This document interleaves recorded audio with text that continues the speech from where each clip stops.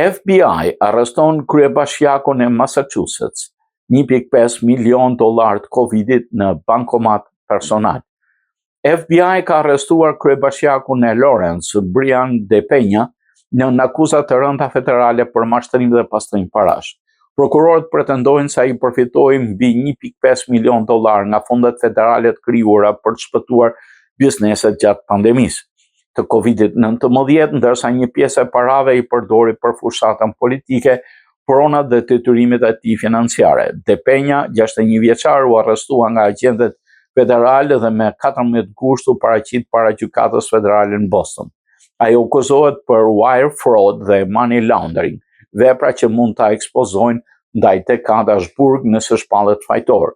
Hetimi federal që nga fillimi i historisë në vitin 2020, De Peña kishte siguruar fillimisht rreth $150,000 kredi EIDL për kompaninë e tij të gomave të riparimit të automjeteve Tenare Tire Services. Programi federal ishte ngritur posaçërisht për bizneset e goditura ekonomikisht nga pandemia, por shuma nuk mbeti $150,000 sipas hetuesve.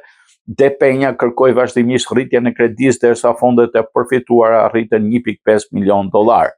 Pikërisht sipas FBI dhe prokurorëve federal fillon skema e dyshuar në 30 nëntor 2021 rreth $1.15 milion të lidhur me kredin federale u depozituan në llogarinë e biznesit, po atë ditë një shumë e ngjashme u transferua në llogarinë personale të De Peñas, e cila para transferimit kishte vetëm $1.400. Hetuesit pretendojnë se qindra mijëra dollar u larguan më pas nga qëllimi për cilin ishin dhënë rreth $883,000.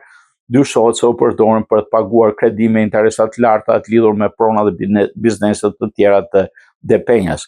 Ndërkohë prokurorët thonë se rreth $90,000 përfunduan në shpenzime lidhur me fushatën e tij për kryetar. Me paraqitjen e parë në gjykatë, De Peña nuk dha deklarim fajësie apo pafajësie.